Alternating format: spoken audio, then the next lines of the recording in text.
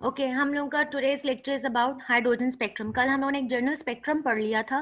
ठीक है, कि आपके पास स्पेक्ट्रम क्या होती है, विजुअल डिस्प्ले होता है। ठीक है, लाइट्स डिस्पर्शन हो रही होती है। अब आज जो है आपके पास हाइड्रोजन स्पेक्ट्रम, हम स्पेसिफिकली जो है वो हाइड्रोजन स्पेक्ट्रम पढ़ेंगे। ठीक है, hydrogen spectrum is important example of atomic spectrum. आपने जो कल दो स्पेक्ट्रम पढ़े थे, एक कंटिन्यूस स्पेक्ट्रम और एक एटॉमिक, तो हाइड्रोजन स्पेक्ट्रम जो है वो आपके पास एग्जांपल है एटॉमिक स्पेक्ट्रम की। वहां पे भी वो डायग्राम बनी हुई थी हाइड्रोजन स्पेक्ट्रम की। ठीक है, hydrogen is filled in a discharge tube. अब इसका स्पेक्ट्रम किस तरह से आपको पास मिलेगा कि आपने इसको फिल किया हुआ है डिस्चार्ज ट्यूब पे। ठीक है, एट वेरी लो प्रेशर और एक ब्लूइश लाइट इमिट होती है। ठीक है, यानी एटॉमिक स्पेक्ट्रम में भी हमने पढ़ा था ना, एटॉमिक इमिशन स्पेक्ट्रम या एटॉमिक एब्जॉर्प्शन। तो जो ब्लू लाइट मिलती है वो आपके पास इमिशन की वजह से, ठीक है, is emitted from discharge tube. This light when view through a spectrometer. अब जो ब्लूइश लाइट हमें मिली है, जब इसको स्पेक्ट्रोमीटर से देखा गया तो इसके अंदर बहुत ज्यादा आइसोलेटेड शार्प लाइंस थी। आइसोलेटेड जैसे अलग अलग लाइंस थी। ठीक है, वो लाइंस बेसिकली क्या है, उनको हम कहते हैं कि ये स्पेक्ट्रल लाइंस है। The wavelength of these lines lie in the visible region। अब जो वो लाइंस की वेवलेंथ थी, वेवलेंथ को जब उन्होंने स्टडी की तो वो विजिबल रीजन में भी आ रही थी, अल्ट्रावायलेट में भी और इंफ्रारेड रीजन में भी। ठीक है, तो these spectral lines can be classified into 5 groups called spectral lines। ठीक है, अब इन्होंने क्या, हाइड्रोजन को डिस्चार्ज ट्यूब के अंदर फिल किया लो प्रेशर पे, तो ब्लूइश लाइट मिली। ठीक है, ब्लूइश लाइट को जब उन्होंने स्पेक्ट्रोमीटर में स्टडी किया तो उन्होंने देखा कि उसके अंदर आइसोलेटेड शार्प लाइंस, अलग अलग शार्प लाइंस थी। ठीक है, ब्लू लाइट के अंदर ही, वो उनको कहा स्पेक्ट्रल लाइंस है। अब स्पेक्ट्रल लाइंस की जो वेवलेंथ है वो कौन कौन से रीजन में आई थी, विजिबल रीजन में भी, अल्ट्रावायलेट में भी और इंफ्रारेड में भी। ठीक है, तो इनको 5 ग्रुप्स के अंदर, ये जो लाइंस थी स्पेक्ट्रल लाइंस, इनको 5 ग्रुप्स के अंदर उन्होंने रखा है। और 5 ग्रुप्स को कहा है कि ये स्पेक्ट्रल सीरीज है। ठीक, अब सीरीज के नेम बेसिकली जिस साइंटिस्ट ने डिस्कवर किया उन्हीं के नेम के ऊपर उन सीरीज 5 सीरीज के नेम रखे हुए हैं। तो एक है आपके पास लाइमन सीरीज है, पेस्टन है, पीफर्ड है, बाल्मर है और ब्रैकेट सीरीज है। ठीक है, जो लाइमन सीरीज है इसकी जो वेवलेंथ थी, लाइमन सीरीज जो साइंटिस्ट था इसने जब इसको स्टडी किया तो वो वाली वेवलेंथ यूवी रीजन में आ रही थी, अल्ट्रावायलेट रीजन में। पेस्टन ने जो स्टडी की अल्ट्रावायलेट रेज, जो स्पेक्ट्रल लाइंस थी वो आईआर रीजन में आ रही थी। पीफंड की भी आईआर में थी, ब्रैकेट की भी आईआर में थी, और जो बार्मर सीरीज थी वो विजिबल रीजन में आ रही थी।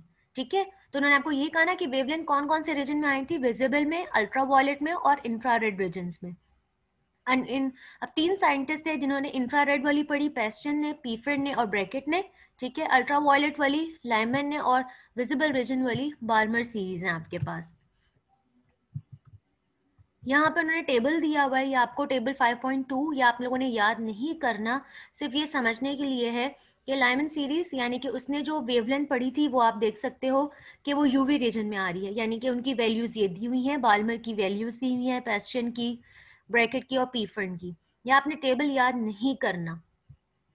इसमें आपको ये बता रहे हैं the first 4 series were discovered before Bohr's atomic model. जो फर्स्ट 4 यानी कि लाइमन से लेकर ब्रैकेट तक, ये वाली जो 4 सीरीज हैं ये बोहर्स के एटॉमिक मॉडल से पहले डिस्कवर हो गई थी। ठीक है, द वेव नंबर क्या होता है, इनवर्स ऑफ वेवलेंथ। वेवलेंथ है तो उसको हम मीटर में मेजर करते हैं, तो वेव नंबर उसका इनवर्स है, तो वेव नंबर का यूनिट हो जाएगा पर मीटर। ठीक है, the wave numbers of the series of lines in hydrogen spectrum, यहाँ पे उन्होंने वेवलेंथ नहीं दी हुई बल्कि उन सबका वेव नंबर दिया हुआ है। सिंपल वेवलेंथ, जो भी वेवलेंथ है उसका इनवर्स आप कर देते हो तो आपके पास वेव नंबर है। ठीक है, तो इस फिगर में आपको ये दिया हुआ है। अच्छा, अब इस सीरीज में अगर आप देखो तो लाइमन से पीफंड की तरफ अगर आप मूव कर रहे हैं तो ये जो वेव नंबर्स हैं ये कम होते जा रहे हैं। यहाँ पे कितने हैं, 1 2 3 4 5 6, ये 6 हैं, फिर ये 5 हो गई हैं, ये 4 हो गए, ये 3 हो गए, ये 2 हो गई। ठीक है, तो ये जो सीरीज है, ये लाइंस जो थी ये डिक्रीज होती जा रही हैं। स्पेक्ट्रल लाइंस जो है लाइमन से पीफंड की तरफ अगर मूव करते हैं तो ये डिक्रीज होती जा रही हैं। और उसके अलावा आपको यहाँ पर देखेंगे कि ये जो बाल्मर सीरीज है इसके अंदर आपके पास यहाँ पे आपको alpha, alpha, hydrogen beta, hydrogen gamma, इस तरह की लाइंस भी मिल रही हैं। आगे जाके हम इनको डिटेल से स्टडी करेंगे कि ये बाल्मर सीरीज के अंदर के ये स्पेसिफिक नेम्स क्यों दिए हुए हैं, अल्फा बीटा गैमा।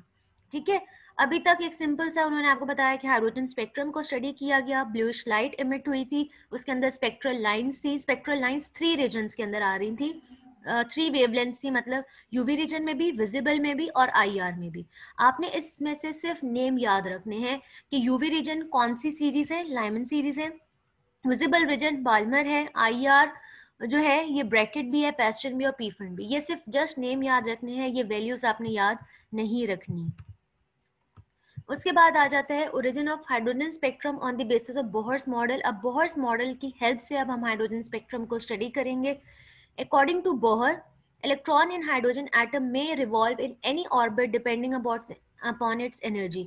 ठीक है, हाइड्रोजन जो है अपने किसी भी ऑर्बिट के अंदर रिवॉल्व कर सकता है। ठीक है, उसकी एनर्जी पे डिपेंड करता है, एनर्जी उसकी जो है ज्यादा होगी। ठीक है, तो इसका मतलब क्या है कि वो दूर है।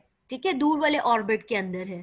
ठीक, अच्छा जी, when hydrogen gas is heated और subjected to an electric discharge, its electrons move from one of the lower orbit to higher orbit. अच्छा, जब भी जो है एटम में जब इलेक्ट्रॉन, ठीक है, कोई सा भी इलेक्ट्रॉन, कोई भी एटम का इलेक्ट्रॉन, जब भी उसको आप एनर्जी देते हैं और वो इलेक्ट्रॉन एनर्जी एब्जॉर्ब करता है, तो अपनी लो एनर्जी ऑर्बिट से हाई एनर्जी ऑर्बिट की तरफ मूव कर देता है।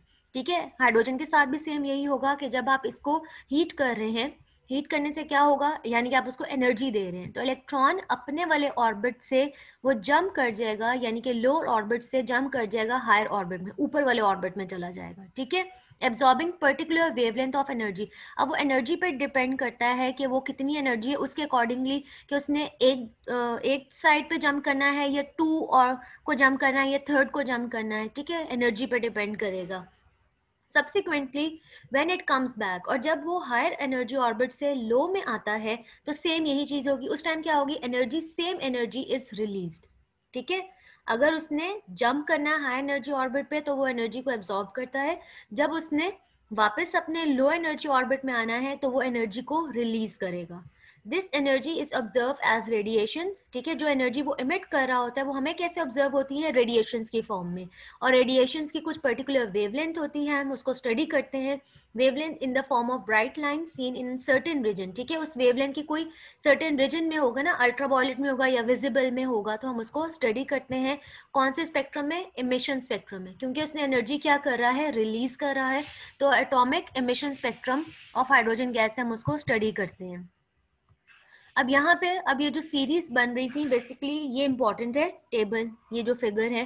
अब इसमें the spectral lines of Lyman series are produce. ठीक है, लाइमन सीरीज कब प्रोड्यूस होती हैं, when the electron jumps from, अब हाई एनर्जी, ये N2 का मतलब ये है कि हाई एनर्जी ऑर्बिट है। ठीक है, हाई एनर्जी ऑर्बिट कोई सा भी, मतलब सेकंड हो सकता है, थर्ड हो सकता है, फोर्थ, फिफ्थ, कोई सा भी नंबर हो सकता है।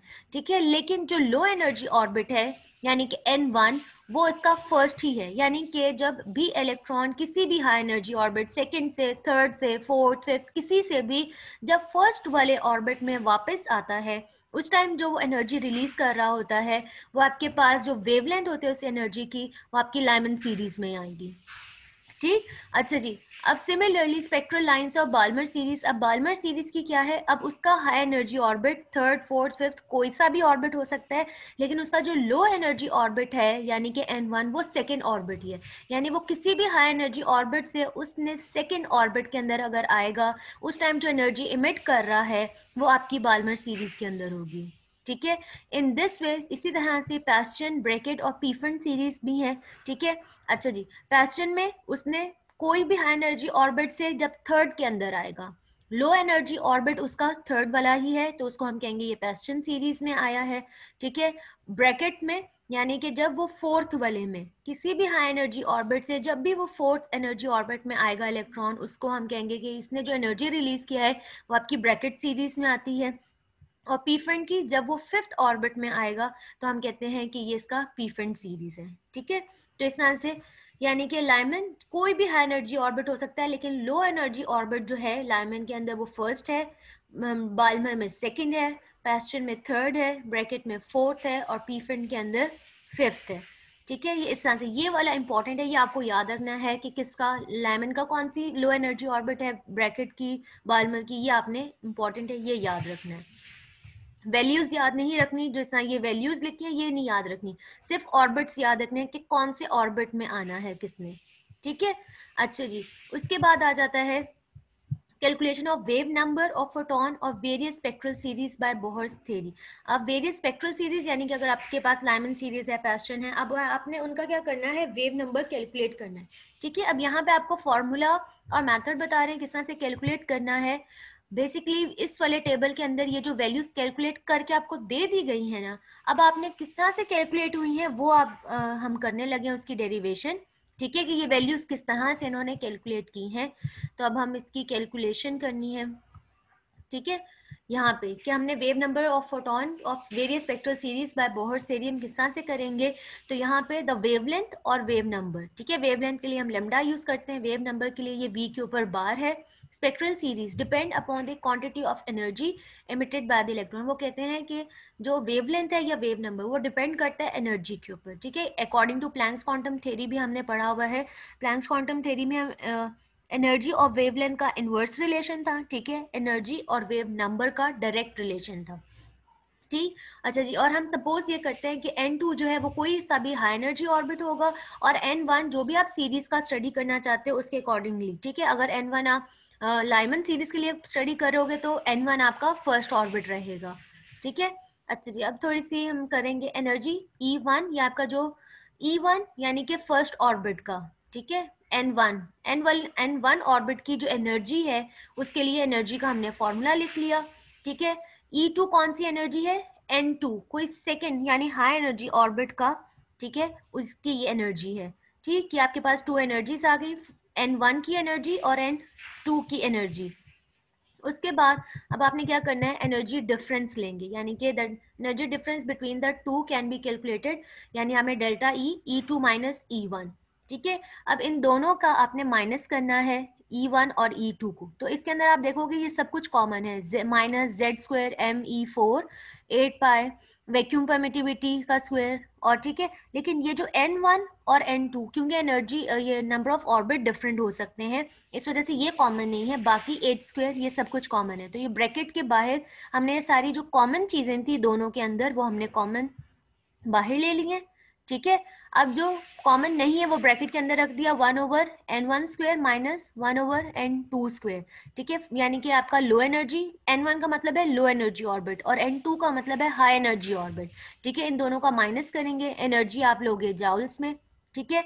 अगर हम स्टडी कर रहे हैं हाइड्रोजन एटम, तो हाइड्रोजन एटम में आपके पास जो Z होता है यानी नंबर ऑफ प्रोटॉन वो किसके इक्वल होता है, 1 के, ठीक है। तो 1 के इक्वल हो गया। बाकी ये जो वैल्यूज हैं, ये सारी वैल्यूज अगर आप इनकी वैल्यूज पुट करते हैं तो वो आपके पास क्या है, ये सारी कांस्टेंट है, 2.18 मल्टीप्लाई बाय 10⁻⁻18 जाउल, ठीक है। अब आप क्या करेंगे, ब्रैकेट के बाहर जस्ट ये वाली वैल्यू पुट करेंगे और अब आपने 1 अब सिर्फ ऑर्बिट्स के आपने नंबर पुट करने हैं, ठीक है। अब आपने कौन सी सीरीज का पढ़ना है, for example with the help of equation number 23 the energy difference between, अच्छा ये तो एनर्जी है, हमने कैलकुलेट करना चाह रहे हैं वेव नंबर, ठीक है। तो wave number according to Planck's quantum theory आपके पास delta E is equal to H/V, यानी H था प्लैंक्स कांस्टेंट, ये V आपके पास अभी फ्रीक्वेंसी है, ठीक है। तो आप डेल्टा ई की जगह क्या लिखोगे, H/V, ये आपने लिख दिया, ठीक है। यहाँ पे फ्रीक्वेंसी को रहने देंगे, ये प्लैंक्स कांस्टेंट यहाँ पे मल्टीप्लाई हो रहा है, इस साइड जाएगा तो ये डिवाइड में H स्क्वायर ऑलरेडी है और ये वाला हाइड्रोजन ये H जब इधर आएगा तो ये H3 बन जाएगा, ठीक है, H³ हो गया। ये इक्वेशन नंबर 24 हो गई आपकी, ठीक। इक्वेशन नंबर 24 के बाद अब आपने क्या करना है, हमें बेसिकली कैलकुलेट करनी है वेव नंबर, ठीक है। तो वेव नंबर फ्रीक्वेंसी किसके इक्वल होती है, frequency is equal to c यानी कि स्पीड ऑफ लाइट और साथ में वेव नंबर के, ठीक है। अब आपकी जो इक्वेशन 24 थी, ये इक्वेशन नंबर जो 24 है, अब यहाँ पे फ्रीक्वेंसी की जगह आप लिख दोगे c और वेव नंबर, ठीक है, इस तरह से। ये इक्वेशन नंबर 24 में हमने c की जगह वेव नंबर, c और वेव नंबर लिख दिया, ठीक है। हमें कैलकुलेट करना था वेव नंबर, आप यहाँ पे वेव नंबर रहने दोगे, c जो है स्पीड ऑफ लाइट वो भी आप इस साइड पे चला जाएगा, यहाँ मल्टीप्लाई हो रहा है इस साइड आके डिवाइड, ये इक्वेशन नंबर 25 बन गई, आपको यहाँ c नजर आ रहा है। अब ये एक न्यू कांस्टेंट है, ठीक है, स्पीड ऑफ लाइट भी है, ये आपके पास कांस्टेंट वैल्यू है। अब इन सबको आप क्या करेंगे, मल्टीप्लाई, ठीक है, सॉल्व करेंगे तो आपके पास अब एक न्यू कांस्टेंट आ जाएगा 1.09678 मल्टीप्लाई 10⁻7 पर मीटर। ठीक है, ये आपके पास, और इसको, इस कांस्टेंट को आप कहते हैं रेडबर्ग कांस्टेंट, तो अपने पास ये हाईलाइट कर ले। ठीक है, अब तक आज चैप्टर में आपने एक प्लैंक्स कांस्टेंट पढ़ा था। ठीक है, अब आपके पास एक और कांस्टेंट आ गया विच इज रेडबर्ग कांस्टेंट। ठीक है, इसकी वैल्यू आपने अब याद कर लेनी है क्योंकि कैलकुलेशन बहुत इजी हो जाएगी कि आपने जस्ट ये कांस्टेंट को और ये अंदर वाली ब्रैकेट अब सॉल्व करनी है, तो आपके पास वेव नंबर आता जाएगा। ठीक, अब वेव नंबर, फॉर एग्जांपल हमने वेव नंबर किसी भी सीरीज का फाइंड आउट करें, for example Lyman series, Lyman series के अंदर आपको बताया था जो लोअर ऑर्बिट है ना वो फर्स्ट ही होगा। ठीक है, ये n1 आपका 1 ही रहेगा लाइमन सीरीज का अगर आप लोग कैलकुलेट कर रहे हैं। ठीक, n2 जो है वो हायर ऑर्बिट है, वो 2 भी हो सकता है, वो 3 भी हो सकता है, वो 4, वो इन्फिनिटी, वो कुछ भी हो सकता है। ठीक है, अगर आपको कहा गया है कि n1 और n2 का ही फाइंड आउट करना है तो आप सिंपल क्या करोगे, रेडबर्ग कांस्टेंट लगाया, 1, n1 स्क्वायर की जगह 1 स्क्वायर, क्योंकि ये आपने 1 का स्क्वायर ले लिया, और n2 आप 2 ले रहे हैं तो 2 का स्क्वायर, और जस्ट ये आप सॉल्व करेंगे तो आपके पास इसका आंसर आ जाएगा विच इज 82.26 मल्टीप्लाई बाय 10⁵ आप उस टेबल में जाके देखोगे तब भी आपको यही वैल्यू वहां पे मिलेगी। ठीक है, फिर अब हमने सपोज कर रहे हैं कि हायर एनर्जी जो ऑर्बिट था वो 3 था, थर्ड था, तो अब यहाँ पे n2 की जगह 3 आ जाएगा। लाइमन सीरीज में लो एनर्जी ऑर्बिट आपका फर्स्ट ही रहना है, तो आपका ये 1 ही रहेगा, बाकी आप इसको सॉल्व करेंगे तो 97.49 मल्टीप्लाई 10⁵ पर मीटर। ठीक है, ये इस तरह से आप लोग इसको करते जाएंगे।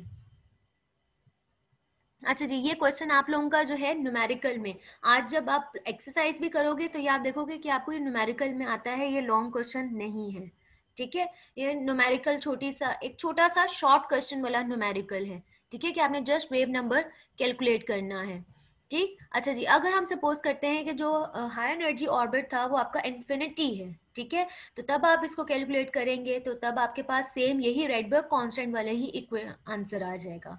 ठीक है, तो the values of all these wave numbers lie in the UV region, वो कहते हैं ये जो सारी वैल्यूज आप जो हैं आप चेक करोगे तो ये यूवी रीजन में आ रही हैं। ठीक है, it means that one electron hydrogen atom, electron of hydrogen atom कभी भी फॉल करे किसी भी हाई एनर्जी ऑर्बिट से, अगर फर्स्ट वाले ऑर्बिट में आता है तो वो यूवी रीजन के अंदर लाइट्स इमिट कर, जो भी इमिशन करता है उसकी वेवलेंथ यूवी रीजन में आती है। ठीक है, इसी तरह ये बाल्मर सीरीज का है, बाल्मर सीरीज के अंदर आपका जो लो एनर्जी ऑर्बिट है वो सेकंड ही है।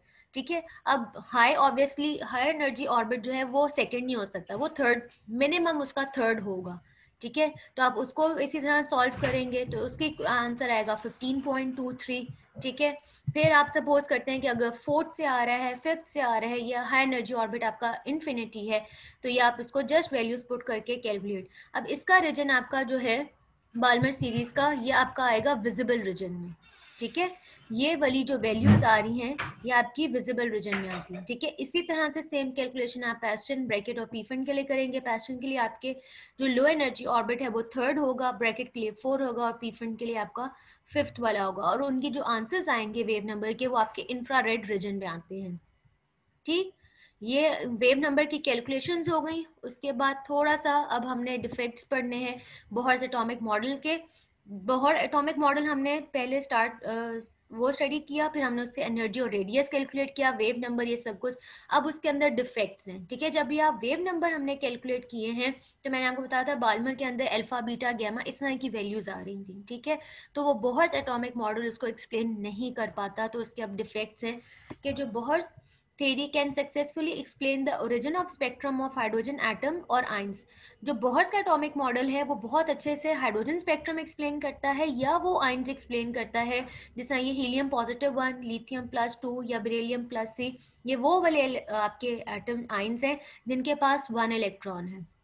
ठीक है, अगर 1 से ज़्यादा इलेक्ट्रॉन्स हो उनको जो बोहर्स एटॉमिक मॉडल है वो एक्सप्लेन नहीं कर पाता। ठीक है, ये इसका डिफेक्ट है कि सिर्फ बोहर्स एटॉमिक मॉडल जो है वो 1 इलेक्ट्रॉन सिस्टम वालों को ही एक्सप्लेन कर पाता, वो हाइड्रोजन एटम हो सकता है या ये वाले आइंस हैं। ठीक है, सिर्फ 1 इलेक्ट्रॉन सिस्टम, अगर 2 या 3 इलेक्ट्रॉन्स हो तो वो वाला एक्सप्लेन बोहर्स के एटॉमिक मॉडल एक्सप्लेन नहीं कर पाता। But this theory is not able to explain the origin of spectrum of multi electrons. Multi electrons या पोली इलेक्ट्रॉन, ज्यादा इलेक्ट्रॉन्स हो तो उनको एक्सप्लेन नहीं कर पाता। इसका फर्स्ट हो गया। ठीक है, इसको हम साथ साथ हाईलाइट करते जाते हैं कि ये सिर्फ वन इलेक्ट्रॉन सिस्टम को ही एक्सप्लेन कर सकता है।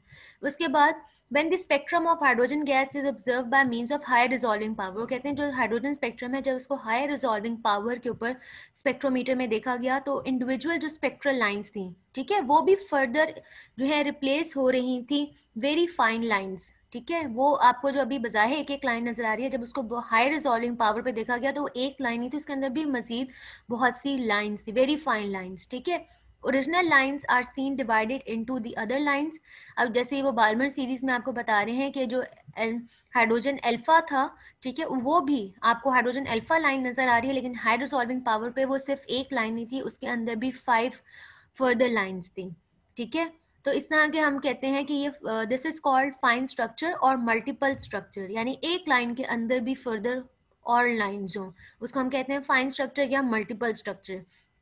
ठीक है, actually the appearance of several lines in a single line suggests that only one quantum number is not sufficient to explain origin of various spectral series। वो कहते हैं कि अगर ये जो आपके पास मल्टीपल लाइंस आ रही हैं, इसका मतलब है सिर्फ इलेक्ट्रॉन जो है वो ऑर्बिट में नहीं रहता, सिर्फ एक क्वांटम नंबर को हम एक्सप्लेन नहीं कर सकते, इसका मतलब है और भी, यानी कि सिर्फ ये हम अभी बहुत से एटॉमिक मॉडल में से हम ऑर्बिट की बात कर रहे हैं, आगे जाके आप सिर्फ ऑर्बिट नहीं पे आपके पास शेल होती है, ऑर्बिट है, ऑर्बिटल्स हैं, सब ऑर्बिटल्स हैं। ठीक है, तो इसलिए बहुत से एटॉमिक मॉडल जो है ये इसके डिफेक्ट्स हैं। अब सेकेंड वाला इसका डिफेक्ट क्या हो गया है कि ओनली वन क्वांटम नंबर नहीं है। ठीक है, इससे ज़्यादा यानी कि इलेक्ट्रॉन सिर्फ ऑर्बिट में मूव नहीं करता, और भी जगह है जहाँ वो रिवॉल्व कर रहा होता है। उसके बाद थर्ड पॉइंट है, Bohr suggested circular orbits of electron. ठीक है, बोहर सजेस्ट करता था कि इसका सर्कुलर है, यानी कि जो एटॉमिक मॉडल है वो फ्लैट है, जबकि एटॉमिक मॉडल जो है वो फ्लैट नहीं है। ठीक, ये इसका थर्ड डिफेक्ट है कि Bohr suggested circular orbits of electrons around the nucleus of hydrogen atom, but researchers have shown that motion electron is not in a single plane. ये सिर्फ एक प्लेन पे मूव नहीं करता, ये 3 डायमेंशनल होती है। इसका मतलब है जो एटॉमिक मॉडल है वो फ्लैट नहीं है। उसके बाद fourth point, when the excited atoms of hydrogen, ठीक है, एक्साइटेड यानी कि जो एनर्जी गेन करते हैं, एनर्जी एब्जॉर्ब करते हैं, विच गिव एन इमिशन, पहले एनर्जी एब्जॉर्ब कर ली, हाई एनर्जी ऑर्बिट पे चले गए, और जब ये लो एनर्जी ऑर्बिट में आते हैं, एनर्जी इमिट कर रहे होते हैं, are place in a magnetic field, और फिर आप उसको रखो मैग्नेटिक फील्ड में। ठीक है, जब इलेक्ट्रॉन्स हाइड्रोजन के ही या इलेक्ट्रॉन्स हाई एनर्जी ऑर्बिट से जब लो एनर्जी ऑर्बिट में आ रहे होते हैं, एनर्जी इमिट कर रहे होते हैं, उस टाइम आप उसको अगर मैग्नेटिक फील्ड में रखते हैं तो वो लाइंस भी, its spectral lines are further split up into closely space lines. ठीक है, और दिस टाइप ऑफ स्प्लिटिंग उसको हम कहते हैं जीमन इफेक्ट।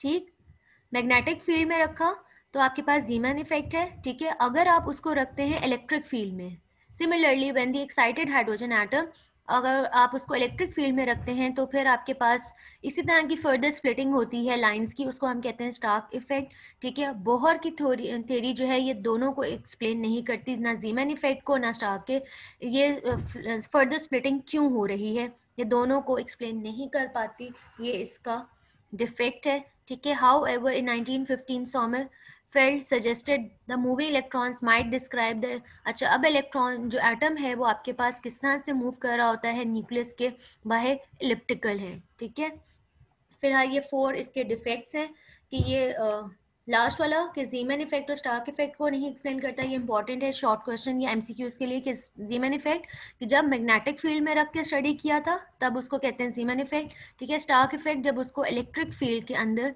स्टडी किया है। ठीक है, तो ये दोनों इफेक्ट्स को बोहर एटॉमिक मॉडल एक्सप्लेन नहीं करता, फिर बोहर ने कहा था फ्लैट है, तो एटॉमिक मॉडल जो है वो फ्लैट नहीं है। ठीक, उसके बाद ये बोहर कहता है सिर्फ ऑर्बिट में ही मूव कर रहा होता है, तो ऐसी बात नहीं है, ओनली वन क्वांटम नंबर नहीं है, और बोहर जो है सिर्फ वन इलेक्ट्रॉन सिस्टम को एक्सप्लेन करता है और नहीं कर सकता। ये इसके डिफेक्ट्स थे। ठीक है,